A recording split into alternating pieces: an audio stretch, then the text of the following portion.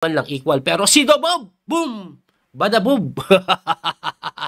Si Dobob, nagdabog. Ayan o, nagrook ito, pinakain yung kabayo. Ay, hanip ka talaga, Dobob. Anong kapalit yan? Ba't binigay mo yan? That little mouse, 'cause I'm an albatross.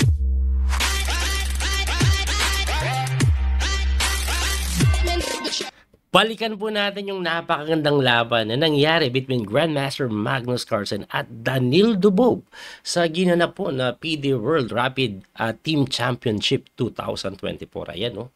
Magkaibigan yung dalawa na yan, pero magkalaban sila. O, ayan, ceremonial moves muna si President Arkady dyan. By the way, yung video po na ito na nire-react ko ngayon, galing po ito sa Chessbase India. Grabe yung laban dito, magkakaroon ng mga matitindihang sacrifices.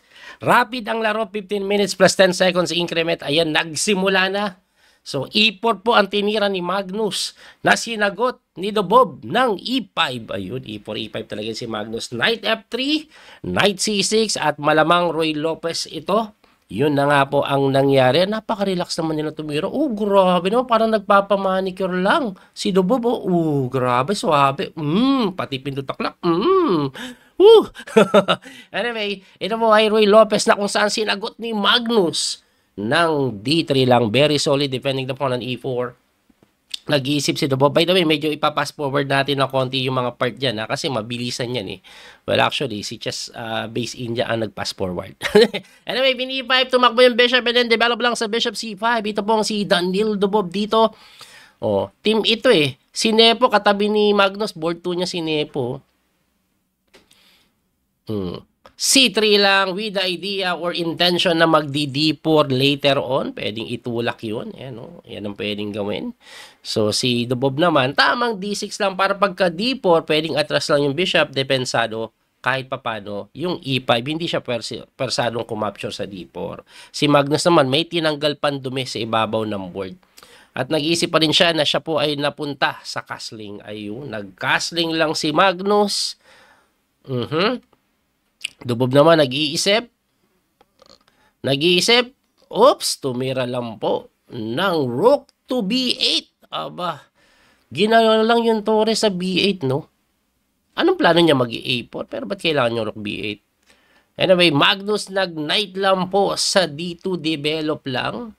Anong gagawin mo ngayon, Dubob? Nag-castling na si Dubob. Ayun, no? So, castling. Magnus naman, anong play? May bishop po sa C1 at hindi mailabas yun.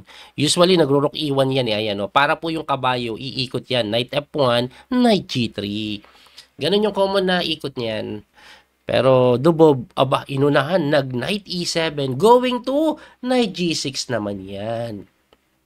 Oh, ang problema dyan, pagkagalaw ng kabayo, pwede mag-D4 eh. Pero aatrasan lang eh. Oh, hindi po kakainin na ganyan kasi lalakas yung sentro. Aatras yan. Ngayon, pagka-take, sabihin mo, 1 pawn up pa.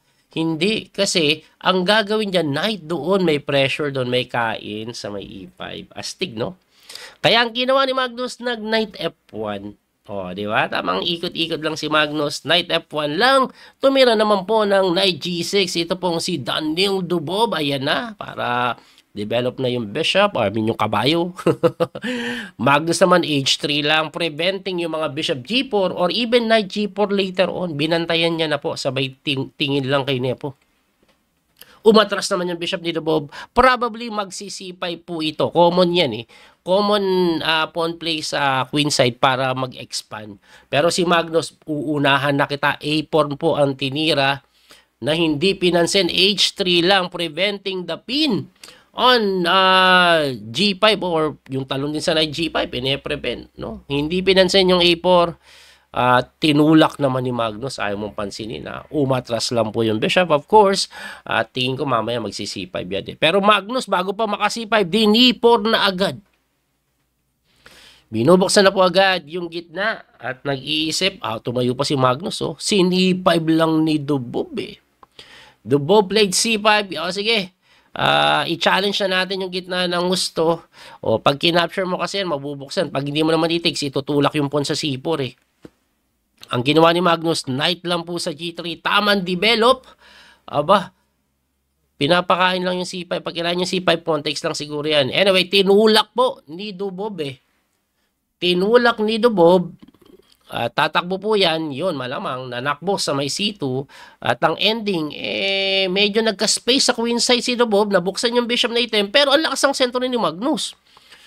Ang lakas ng sentro ni Magnus. Anyway, B4, okay, umatake na sa queenside, pero Rook A4 was played immediately, hitting the pawn na naitulak, umatras, at may weakness po dito si Dubob, yung C4, kaya nag-Queen C7 to defend the C4.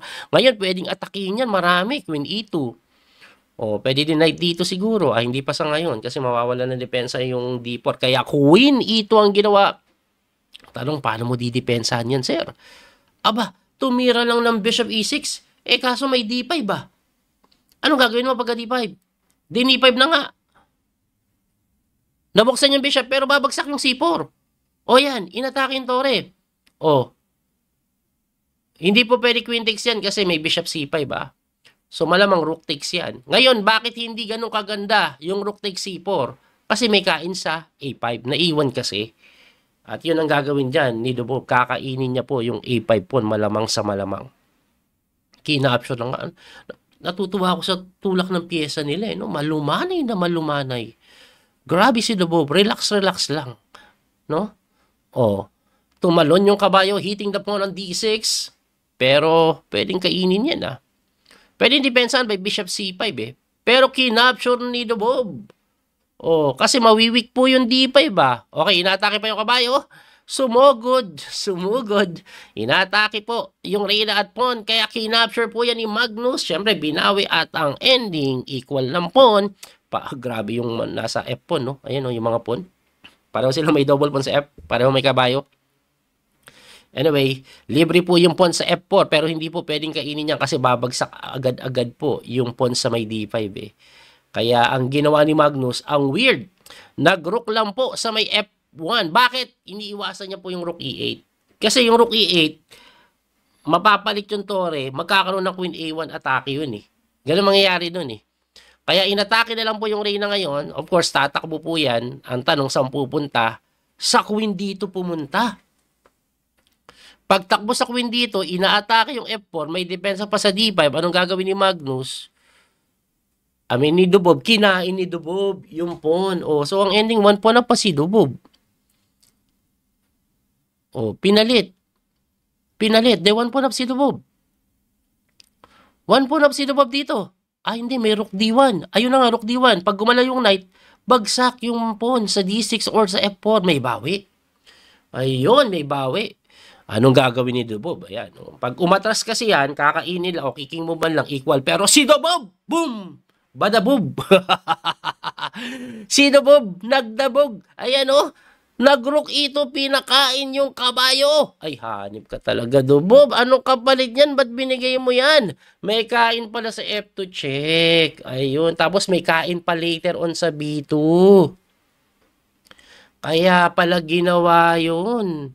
Just player din si Dubob. Pag lumapit yung king, kain dun. Ang ginawa po niyan, iba Nag-king H1 lang si Daniel Dubob. Siyempre, kakainin na yung B2 siguro, Si Magnus pala yung nag-king H1. Namamali-mali ako, Lamang po sa oras si Dubob dito. At according sa engine evaluation, equal lang daw. Ayun, kinain na ni Dubob yung B2. Umatras naman po yung tore, depensa sa bishop, of course. Ang kapalit ng bishop ni kabayo ni Dubob, 3 pawn. Pass pawn, nakakatakot yan, So, bishop E3 lang. 1 minute and 25 seconds si Magnus, samantalang 1 minute and 43 naman. Ito pong si Dubob, nag-rook lang po sa may C6, hitting 2 pawns, yung A6 at C6. Malamang ililigtas po yung A pawn kasi dalawang connected pass pawn yan. Ayan, tinulak na nga po ni Dubob. Of course, tulak-tulak ang gagawin yan. Kinapture po. Of course, kakain talaga Tulak ulit ng pawn. Tutulak ba ulit ng pawn? Pag tumulak ng pawn, mag-rook A6, Pero hindi tinulak, nag-rook. So, ito, grabe ka naman. Pinakain lang, May threat po sa C3. Pag kinapture mo, ayan, magiging pass pawn. Kaya hindi tinex yan, dumipensa. Nag-knight lang po sa may E5. Ayan, knight E5 ang ginawa. Bumalik yung tore. Dumipensa din po sa may F7 at tinulak yung pawn. Ayun. Nangyari, naging pass pawn. Hindi pala depensa knight E5, no? Pero may rook D8. Okay. Anyway, umiwas na po yung tore at ang gagawin siguro dito ni Dubob, tulak-tulak po. Bumalik na naman yung kabayo. Oh. Umatake yung bishop sa tore. Umatake doon, dinipensahan. Dalawa yung pass pawn, ha? Pero may pass pawn din si Magnus. Pag kinapture yung C5, masaya si Magnus yan. Babagsak yung isang pawn, one piece up siya eh. Kaya, anong gagawin? Malamang mag-rook C8. Rook C8 na nga, binantayan po yung kanyang pawn. Tinulak pa rin ni Magnus. Less than a minute na lang po. Sila pareho dito, ha? Dubob, time pressure na din. Anong gagawin mo, Idol Dubobs? Nag-king move, lumapit yung king. Hindi may tulak yung mga pawn sa may queen side. Lamang na dalawang pawn dun, pass pawn, pero hindi may tulak, bantay sarado ng tore. Nag-king move lang din dito si Magnus para umiwas sa check sa ilalim mamaya siguro. Wala pa rin naman magawa yung black. At napilitan bumalik na lang po yung black doon. Magro-rook C7 po siguro para po atakihin yung pawn sa C6 kasi nagkaroon ng pass pawn si Magnus. Delikado din siya doon eh. Pero Magnus, ayun na nga po, inaatake yung pawn sa may B3 na kailangan depensahan yan. Di maitulak yung pawn eh. Binigay na! Ang kapalit, inaatake niya yung pawn sa C6. Okay. So, ipapalit na lang, no? Ipapalit, tas may pass pawn pa rin sa kabilang side. Pero ano ang gagawin dito ni Magnus? Ibibigay niya ba yung pawn na nasa may C6? Pwedeng depensahan ng kabayo, eh. Pwedeng depensahan ng kabayo. Dinipensahan na nga po ng kabayo. O, pwedeng mag-F6 kaso mag-knight G6, kain yung pawn. Kaya, anong gagawin mo dyan, Dubob? Anong gagawin? Kakainin yung B3 niya. Tinulak para hindi makain yung B3. Rook B3 lang ata. Bagsak na yung B2 ah. One piece down eh.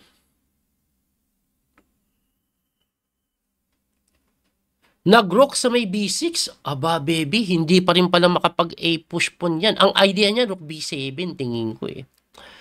Rook B7 idea niyan ni Magnus. Ipapalit yung tore. Tapos dire-diretso na. Kaya kining mo ban. Kining mo ban lang, sir. Malamang check yan. Rook D7. Pawn takes. Magiging pass pawn eh. Rook D7 na nga po ang ginawa. Pero nanakbo lang yung king. Aba, matindi. Hitting the knight. Oh. Umatras. Check na naman. Oh, tumakbo yung king. Rook lang po sa may B4, magsi-C6 or F6 yan, discovery, no? O, pag tinulak yung pawn, naku, mate. Mate pag ganon. Mamati yan, sir. O, pag kinapture yan mangyayari, o, discovery check eh. Mate. Mate. May rook D5 eh, kahit maharang ka ng tore. Anong gagawin?